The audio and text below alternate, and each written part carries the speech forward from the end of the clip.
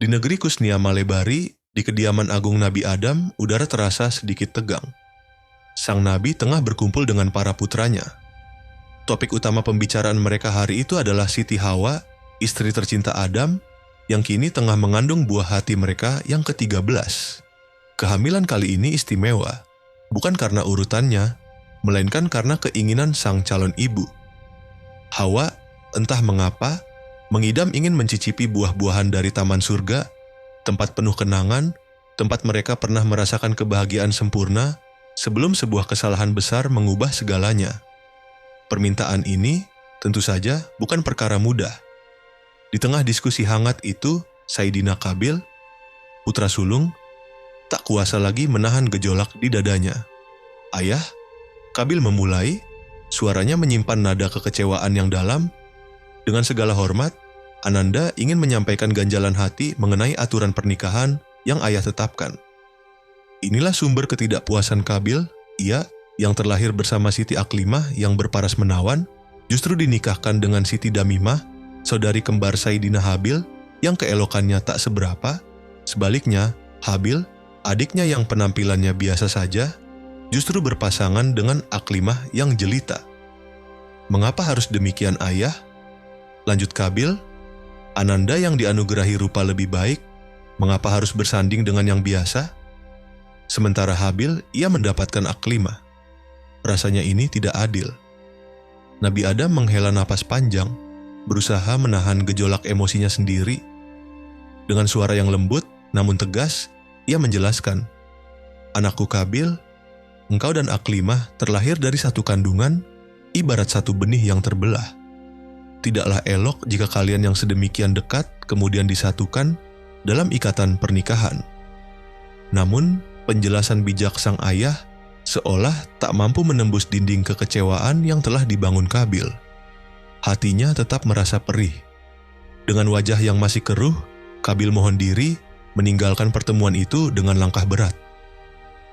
Setelah kepergian Qabil, Adam kembali merenungkan keinginan istrinya. "Dahulu, kita telah khilaf, melanggar titah Sang Pencipta, hingga harus meninggalkan keindahan surga," gumamnya lirih. Kini, Hawa merindukan kelezatan buah dari sana, mungkin sebagai pelipur lara atau pengingat akan rahmat yang pernah tercurah. Tiba-tiba, di tengah keheningan itu, Sayyidina Sis, putra keenam mereka, sosok yang dikenal saleh dan tenang, angkat bicara. "Ayahanda," ujarnya dengan suara mantap, "izinkan Ananda yang berusaha mewujudkan idaman ibunda. Ananda akan mencoba mencari buah-buahan dari taman surga itu." Ada kilau keyakinan di mata Sis yang meneduhkan. Adam menatap putranya, merasakan ketulusan dan keberanian yang terpancar. "Baiklah, anakku," jawab Adam. "Ayah merestui niat sucimu. Pergilah, semoga Tuhan senantiasa melindungimu." Nabi Adam melangkah memasuki puri, disambut oleh Siti Hawa dengan senyuman yang sedikit redup oleh beban kehamilannya. Adam segera menyampaikan kabar dari pertemuan tadi. "Sis telah bersedia, Dinda. Ia akan mengusahakan buah surga yang kau inginkan." Kemudian, dengan nada yang lebih hati-hati, Adam menceritakan pula tentang kekecewaan Qabil perihal perjodohannya. Hawa terdiam sejenak, pikirannya melayang ke masa lalu. "Ingatkah engkau, Kakanda?" ujar Hawa lembut. "Dahulu kita pun pernah berselisih paham mengenai tata cara pernikahan putra-putri kita." Ya, Adam pernah berpendapat bahwa putra pertama sebaiknya dinikahkan dengan putri kedua, dan putra kedua dengan putri pertama. Begitu seterusnya, dengan pola silang. Sementara Hawa memiliki pandangan berbeda, ia merasa putra pertama seharusnya berjodoh dengan putri pertama, putra kedua dengan putri kedua, karena mereka telah bersama sejak dalam kandungan. Perbedaan pendapat itu sempat memanas. Tak ada yang mau mengalah. Akhirnya, mereka memutuskan untuk memohon petunjuk langsung kepada Tuhan Yang Maha Kuasa. Caranya unik. Masing-masing mengeluarkan benih dari tubuh mereka dan menempatkannya di dalam sebuah pusaka bernama Cupu Manik Astagina. Benih Adam diletakkan pada bagian tutup cupu, sedangkan benih Hawa pada badan cupu. Beberapa hari berselang, atas kehendak ilahi, benih milik Adam berubah menjadi calon janin, sementara benih Siti Hawa tak menunjukkan perubahan. Hamba pasrah, kakanda, ucap Hawa kala itu, menerima bahwa aturan pernikahan akan mengikuti pendapat Adam. Namun, ada kisah lain yang tak banyak diketahui. Setelah Adam dan Hawa beranjak, malaikat Jibril datang atas perintah Tuhan. Sang malaikat dengan lembut menyatukan calon janin yang berasal dari benih Adam itu dengan benih Siti Hawa yang seolah tak berdaya. Dari penyatuan itulah, lahirlah seorang bayi laki-laki yang kemudian diberi nama Sayyidina Sis. Itulah mengapa, jika anak-anak mereka sebelumnya selalu lahir berpasangan laki-laki dan perempuan, Sis hadir seorang diri. Tak lama setelah peristiwa agung itu, angin topan dahsyat datang dan menerbangkan cupu manik Astagina, lenyap tanpa jejak. Siti Hawa mengakhiri ceritanya dengan helaan napas. Nabi Adam meraih tangan istrinya, mencoba menenangkan. Keluhan Kabil tadi anggaplah sebagai ujian bagi keluarga kita, Dinda. Yang terpenting, kita terus menguatkan iman dan senantiasa berserah diri kepadanya. Semoga apapun yang terjadi akan membawa kebaikan bagi kita semua dan bagi umat manusia kelak. Persiapan keberangkatan Sayyidina Sis pun dilakukan dengan saksama. Sayyidina Habil sebagai kakak yang penuh kasih menunjuk 4 adik mereka, Sayyidina Israel, Sayyidina Israwan, Sayyidina Basradiwan, dan Sayyidina Yasis untuk mengawal perjalanan sang adik. Rombongan kecil itu pun berangkat, membawa sebuah misi besar yang syarat harapan. Belum jauh mereka melangkah, rintangan pertama telah menghadang. Sekelompok makhluk dari kaum setan, para pengikut setia malaikat Ajajil, sosok yang terusir dari surga karena pembangkangannya terhadap perintah Tuhan untuk bersujud kepada Adam, muncul dengan niat jahat. Pertempuran singkat tak terelakkan. Namun, berkat keteguhan iman dan keberanian, Sis beserta saudara-saudaranya berhasil memukul mundur gerombolan pengganggu itu. Akhirnya, mereka tiba di tepi sebuah hutan belantara yang lebat dan tampak angker. Disinilah Sis harus melanjutkan perjalanannya seorang diri. Cukup sampai di sini kalian mengantarku, saudara-saudaraku, ucap Sis dengan tenang. Doakanlah agar perjalananku ini membuahkan hasil. Dengan berat hati, keempat saudaranya itu kembali ke Kusnia Malebari. Hati mereka dipenuhi doa agar Sis senantiasa dalam lindungan ilahi dan berhasil membawa pulang apa yang dicari.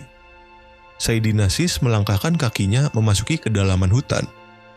Tujuannya hanya satu, bertafakur, menyucikan diri, dan memohon dengan segenap jiwa kepada Tuhan Yang Maha Kuasa agar diizinkan untuk mendapatkan buah-buahan dari taman surga. Selama 40 hari 40 malam, Sis tenggelam dalam tafakur dan munajat, mengheningkan cipta, memusatkan seluruh harapannya kepada Sang Pencipta. Dan doa yang tulus itu pun terjawab. Malaikat Jibril kembali menampakkan diri, membawa kabar sukacita. Wahai Sayyidina Sis, sapa Jibril dengan suara yang menenangkan, Tuhan Yang Maha Pemurah telah berkenan atas doamu.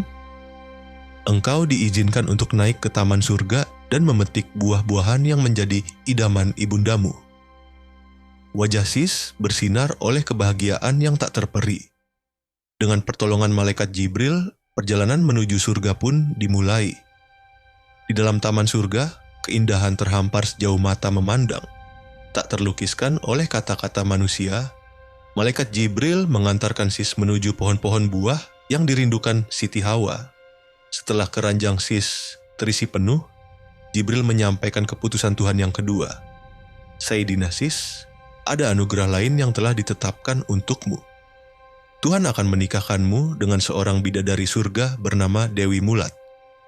Jibril melanjutkan penjelasannya, ketahuilah, Tuhan berkehendak bahwa kelak dari keturunanmu akan lahir manusia-manusia utama. Sebagian akan menjadi nabi, dan sebagian lainnya akan menjadi raja-raja yang adil. Oleh karena itu, pendamping hidupmu pun haruslah seorang wanita yang utama. Sayyidina Sis hanya mampu bersujud syukur atas limpahan rahmat yang tak terkira ini. Ia kemudian membawa Dewi Mulat, sang bidadari, turun ke bumi. mereka membangun mahligai rumah tangga di Kusnia Malebari. Dan yang terpenting, buah-buahan dari taman surga akhirnya dipersembahkan kepada Siti Hawa yang menerimanya dengan derai air mata haru dan sukacita yang meluap.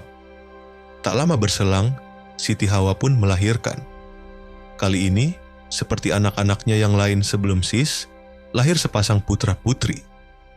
Nabi Adam memberi mereka nama Saidina Kayu Maras dan Siti Indun Maras. Kehidupan terus berjalan, namun bara api kekecewaan di hati Saidina Kabil ternyata belum jua padam. Suatu hari, ia mendatangi kediaman Saidina Habil. Tanpa tedeng aling-aling, Kabil berkata, "Habil, ceraikanlah Aklimah, serahkan ia kepadaku." Habil terkejut mendengar permintaan kakaknya. Ia sangat menyayangi Kabil, namun ia juga tak berani melanggar ketetapan sang ayah. Merasa permintaannya ditolak, Kabil yang hatinya telah lama keruh menjadi semakin murka. Jika begitu, tantang Kabil dengan mata menyala, "Mari kita adakan kurban. Barang siapa yang sesajinya diterima oleh Tuhan, dialah yang berhak memperistri Aklimah." Habil, dengan harapan agar kakaknya mendapatkan petunjuk dan menyadari kesalahannya, akhirnya menyanggupi tantangan itu. Maka, keduanya pun mempersiapkan sesaji masing-masing. Kabil yang seorang petani mempersembahkan hasil buminya. Namun, karena hatinya telah dikuasai kekikiran dan kedengkian, ia hanya memilih buah-buahan dan palawija yang berkualitas buruk. Yang terbaik, ia sisihkan untuk dijual atau dinikmatinya sendiri. Sangat berbeda dengan Habil. Sebagai seorang peternak, ia mempersembahkan hewan-hewan peliharaannya. Dengan hati yang tulus dan iman yang teguh, Habil memilih hewan-hewan yang terbaik, yang paling sehat dan tak bercacat. Saat persembahan itu diletakkan, sebuah keajaiban terjadi. Api suci turun dari langit, menyambar dan membakar habis sesaji milik Saidina Habil. Itulah pertanda bahwa kurbannya telah diterima oleh Tuhan. Menyaksikan itu, wajah Kabil memerah padam. Amarah, iri hati, dan kedengkian yang telah lama terpendam kini memuncak, membakar akal sehatnya. Tanpa berpikir panjang, ia meraih sebongkah batu besar, lalu dengan sekuat tenaga menghantamkannya ke kepala Habil.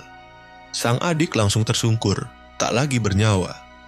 Melihat adiknya tergeletak tak bergerak di tangannya sendiri, Kabil dilanda kepanikan. Bingung, sedih, dan takut bercampur aduk dalam benaknya. Ia tak tahu harus berbuat apa dengan jasad Habil. Di tengah kebingungannya, ia melihat 2 ekor burung gagak tengah berkelahi sengit. Satu gagak akhirnya mati. Gagak yang menang kemudian dengan cakarnya mulai menggali tanah, lalu menguburkan bangkai lawannya. Seolah mendapatkan petunjuk, Kabil pun melakukan hal yang sama. Ia menggali lubang dan menguburkan jasad Saidina Habil. Setelah itu, Kabil segera menemui Siti Aklimah. "Sekarang, menikahlah denganku," paksanya. Aklimah, dengan ketakutan yang mendalam, menolak. "Aku tidak berani melanggar perintah ayahanda," ujarnya gemetar. Kabil tak peduli. Ia memukul Aklimah hingga tak sadarkan diri, lalu membawanya lari, meninggalkan negeri Kusnia Malebari sejauh-jauhnya, membawa serta dosa dan penyesalan yang akan menghantuinya selamanya. Kabar tentang nubuat agung bahwa keturunan Saidina Sis akan menjadi manusia-manusia pilihan Ao, para nabi dan raja Ao, akhirnya sampai ke telinga malaikat Ajajil. Iblis tersebut, yang perasaannya terhadap Adam dan anak cucunya tak pernah baik, segera menyusun siasat. Jika keturunan Sis ditakdirkan untuk menjadi mulia, maka aku harus menemukan cara agar mereka tidak mengikuti jalan kebaikan itu, melainkan memilih jalanku, pikirnya dengan tekad kuat. Maka Ajajil pun melakukan perenungan, namun bukan untuk tujuan yang baik. Ia memohon kepada Tuhan agar dianugerahi seorang putri. Harapannya, melalui putrinya itu, ia dapat mengarahkan takdir keturunan Sis, sehingga kelak lahir para penguasa yang sejalan dengan keinginannya. Tuhan yang maha adil dan maha berkehendak mengabulkan permohonan Ajajil untuk menguji manusia. Dari sebagian tubuh iblis itu terciptalah seorang perempuan, wajahnya dibuat serupa benar dengan Dewi Mulat, istri Sayyidina Sis. Perempuan ciptaan ini diberi nama Dewi Dlajah. Tanpa membuang waktu, Ajajil membawa putrinya itu ke negeri Kusnia Malebari. Misinya jelas. Dewi Dlajah harus terhubung dengan garis keturunan Sayyidina Sis.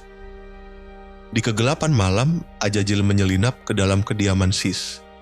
Dengan liciknya, ia menculik Dewi Mulat yang tengah tertidur lelap, lalu menggantikannya dengan Dewi Dlajah. Sayyidina Sis yang tak menyadari tipu muslihat itu tentu tak dapat membedakan. Beberapa hari kemudian, setelah Ajajil yakin bahwa Dewi Dlajah telah berada dalam pengaruh Sis, ia mengembalikan Dewi Mulat ke tempat semula dan membawa pulang Dewi Dlajah.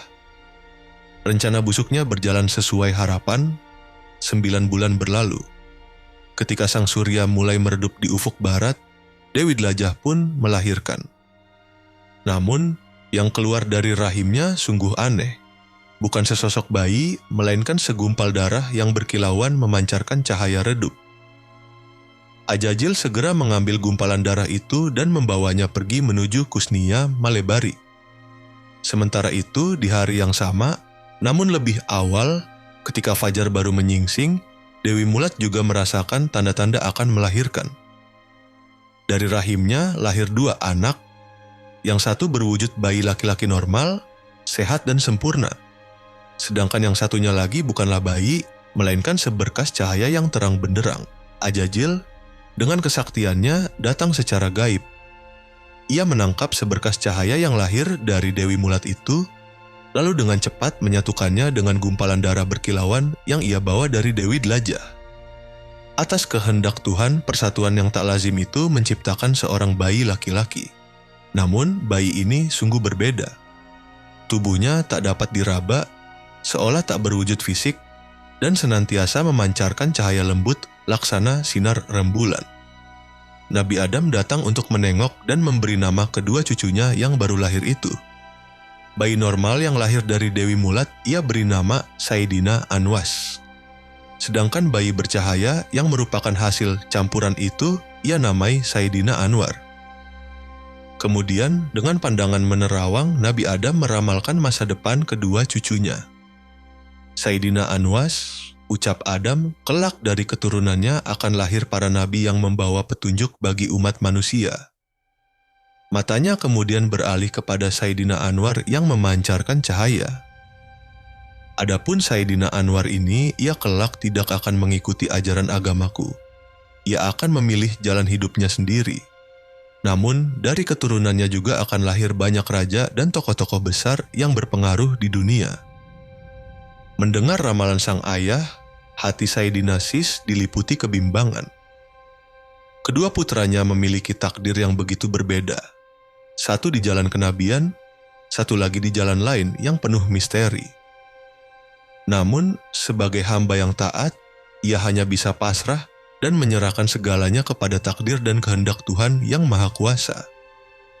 Sebuah babak baru dalam sejarah panjang umat manusia, dengan segala kompleksitas dan ujiannya, baru saja dimulai.